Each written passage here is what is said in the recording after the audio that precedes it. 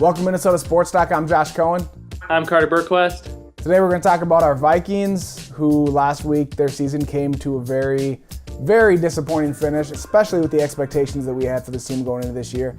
So let's talk about this season. Kind of a little recap, but really I want to know, who do you blame for this disappointing Viking season? Yeah, this is absolutely the last conversation I thought we'd be having today. Going into the year, you probably could play it back. I think I guaranteed a playoff berth, so that tells you what we kind of thought about going into this year, that this wasn't supposed to be a conversation at all. This was supposed to be, we have a first round bye, who's the biggest test to get to the Super Bowl? That was supposed to be this conversation, not what went wrong. I don't know, I think it's tough to pin it on one thing. I don't think there was one thing that went wrong. Obviously we did have some injuries, which always are tough, but that's part of the game, and I don't think any of the injuries were game-changing enough that it alters your entire season. I think obviously a big part of the conversation comes back to the huge investment you made this year in Kirk Cousins. I think he has to shoulder some blame. He is the quarterback. I think no matter what happens in your year, a portion of the blame has to go on the quarterback, just being such an important decision or position in the game. Offensive line, obviously, I think takes the cake as what the main issue was, but I don't think it was an issue that kept you out of the playoffs. I think that, coupled with Kirk Cousins' play, is what really derailed you. Defensively, the beginning of the year, losing a couple of those games, you have to put on the defense, but down the stretch, they played extremely well, except against the Bears in the drive we needed them most. But again, that can maybe go back to the offense and not being on the field ever and having the defense on the field for 35 minutes a game. So it's tough to really assign blame. I think it's equal parts Kirk Cousins, offensive line. Maybe you look a little bit at what Spielman did or not did, so to speak, in addressing the offensive line. I don't have a lot of blame to put on Spielman because I think he's done a good job. I think it really comes down to Kirk and the offensive line. Yeah, I don't want to blame. A lot of people are blaming Spielman, or at least some people blaming Spielman. I think he does get the blame for not addressing offensive line early enough in the draft, but it's hard to blame him when we literally have Pro Bowlers like at every other position. Offensive line is the biggest problem.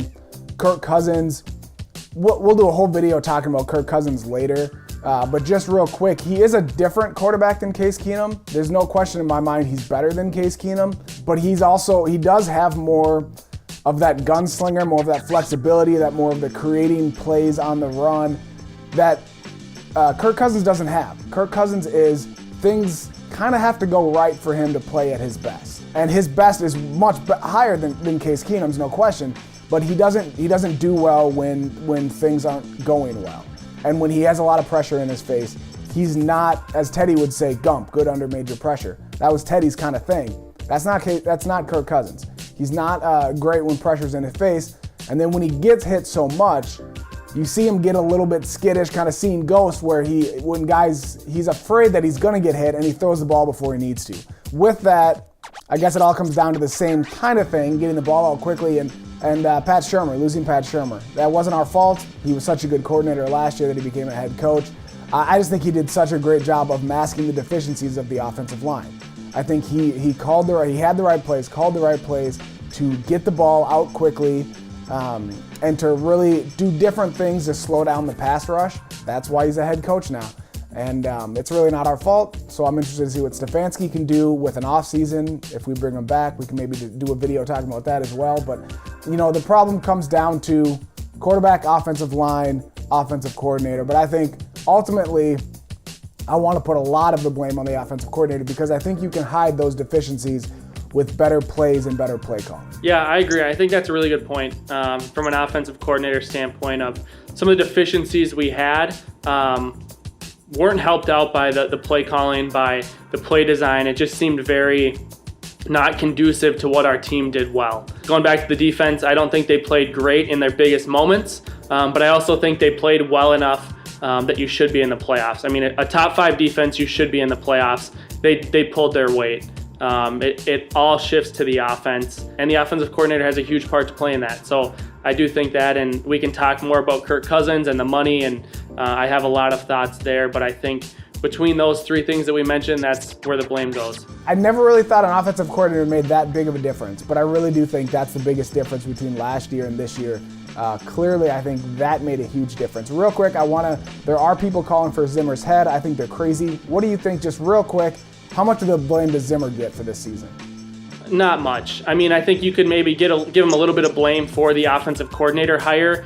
If that was his choice, maybe that was Spielman. We don't really know where that came from. His game management, we've talked about, needs some work here and there, but overall, I mean, I just saw a stat. He has the 5th highest winning percentage of active coaches. I'm not getting rid of Mike Zimmer. I love what he's done. I do think the blame from the offensive coordinator standpoint does fall on him, because as the head coach, that is his job to find the right guy.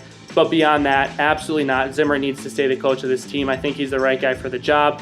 We just got to fix that offensive side of the ball, and I think that's up to him, not to find the right offense, but to hire the right guy and get the right guy in place to do so. Yeah, I couldn't agree with you more. I blame Zimmer almost zero for this. I mean, ultimately, he is the head coach, so he is responsible, but he's done such a magnificent job. You mentioned his winning percentage, all with different quarterbacks too. The other guys that are up there are like, the Patriots, people that have like the consistent, best quarterbacks in the league. We're up there, and he's had not just different quarterbacks every year, but throughout the season, he's gone with different quarterbacks with injuries and all sorts of things. So what he's doing is impressive. I don't blame Zimmer for much of this at all. He needs help on the offensive side of the ball. He needs someone that knows what he's doing, and he needs someone that he can trust to just say, I'm going to let you do the offense, I'm going to do me.